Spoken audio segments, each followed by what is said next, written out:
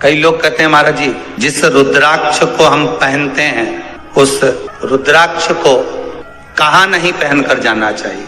5 स्थान बताएं जहां रुद्राक्ष पहनकर नहीं जाया जाता। कितने स्थान है? 5। और रुद्राक्ष को 5 स्थान पर पहनकर नहीं जाते, पर रुद्राक्ष के लिए वर्णन किया गया है कि रुद्राक्ष कब कब उतार कर उसको वापिस अभिमंत्रित करना चाहिए। 5 जगह पहनकर नहीं जाना चाहिए और रुद्राक्ष को अभिमंत्रित करना मतलब सीधा अमावस्या के दिन, पूर्णिमा के दिन, शिवरात्रि के दिन, श्रावण महीने के सोमवार को, प्रदोष के दिन, ये दिन आपके शरीर में जहां पर भी रुद्राक्ष है, आपके गले में अगर आप रुद्राक्ष पहने हो, आपके हस्त कमल में आप रुद्राक्ष पहने हो, आपने अपने पास में कहीं रुद्राक्ष रख रखा है, तो उस रुद्राक्ष को अमावस्या, पूर्णिमा, शिवरात्रि या श्रावण का सोमवार या प्रदोष आदि, इस दिन उस रुद्राक्ष को एक बार दूध में धोने के बाद उसमें थोड़ा सा सरसों का तेल अवश्य लगाना चाहिए। क्या होगा उससे? उससे होगा क्या?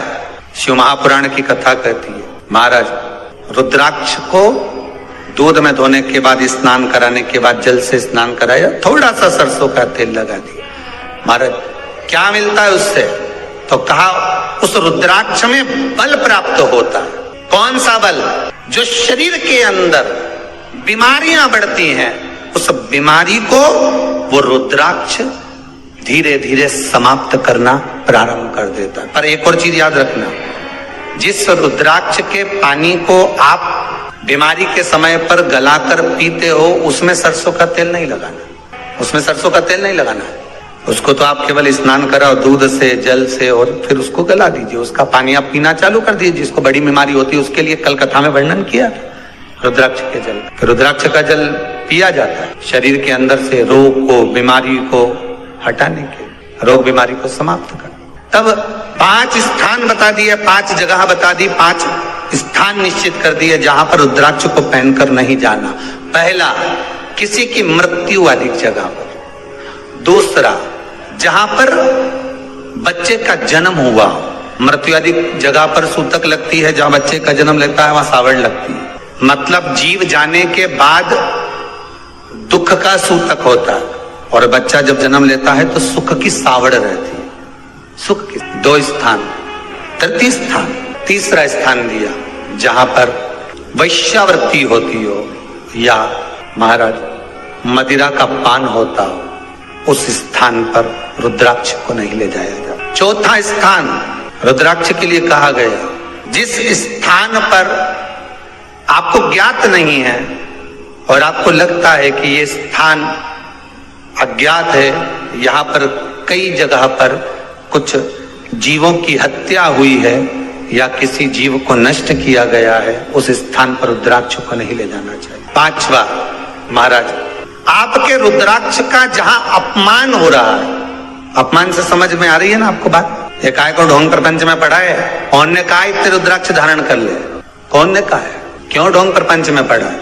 अगर हम रुद्राक्ष गले में पहन लेते और नारी का रजस्वला धर्म आ जाता है, रजो धर्म का समय आ जाता है, वो रुद्राक्ष हम गले में धारण कर कर रखते हैं, तो वो रुद्राक्ष क्या वो बेकार हो जाता है?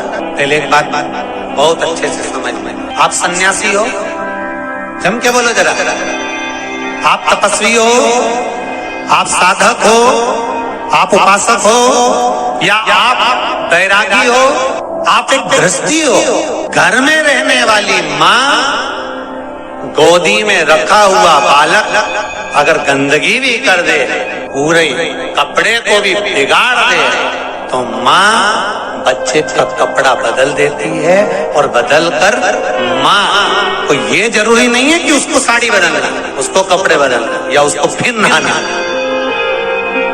बच्चा जब गोदी में होता है तो माँ की गोद में कितनी बार भी गंदगी कर दे, फिर माँ अपने कपड़े बार बार नहीं बदलती, उसी कपड़े से काम करती रहती है, उसी कपड़े से सेवा करती रहती है, उसी कपड़े से भगवान का पूजन भी करेगी तो भगवान स्वीकार करेगा। क्योंकि मातृत्व के लिए, माँ के लिए, नारी के लिए छोड़ दिया गया है कि तुम पर हाँ, आप अगर पूजन करने बैठ रही हो तो आपको ये 7 दिन पूजन नहीं करना। पर रुद्राक्ष अगर आप पहन रहे हो, रुद्राक्ष अगर आप धारण कर रहे हो और अपने जीवन की सार्थकता के लिए स्वीकार कर रहे हो, जैसे तुलसी की माला और रुद्राक्ष की माला गले में पड़ी रहती है, तो ये कंपनी का ट्रेडमार्क होता है कि तुम कौन सी ब्रांड के हो। ये कंपनी का ट्रेडमार्क है।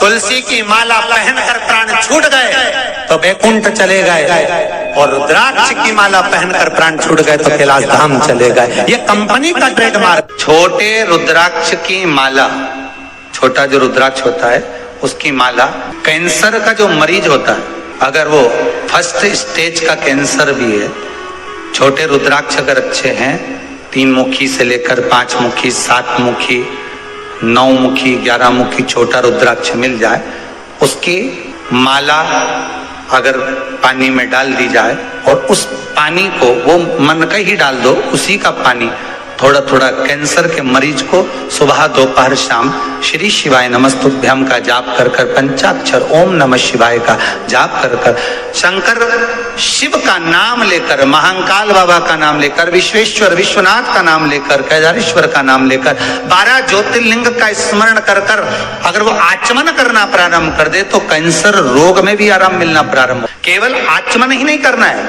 अगर स्त्री है तो अपने उल्टे हाथ पर भी उस मनके की माला को लपेट सकती है। पुरुष है अपने राइट हैंड में उस माला को, अगर कैंसर से पीड़ित व्यक्ति है, रोग से बहुत पीड़ित व्यक्ति, उसको बल मिलता है, उसको पावर मिलता है, उसको एक एनर्जी, उसको एक तेज मिलता है रोग से लड़ने का। कई लोग कहते हैं महाराज जी रुद्राक्ष को सिद्ध कैसे करना चाहिए?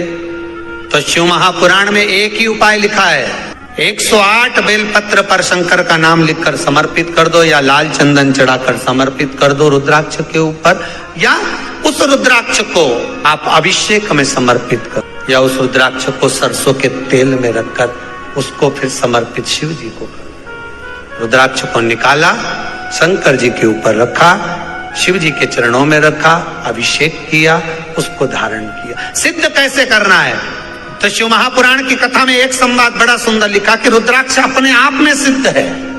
मुंबई में एक मेडिकल रिसर्च सेंटर में इस रुद्राक्ष के पानी का रिसर्च किया जा रहा है। आप लोग निकालना कभी, आप लोग तो उसमें निकलेगा आपको, उसका सेंटर का नाम दिया जाएगा कि किस रिसर्च सेंटर में निकाला जाएगा।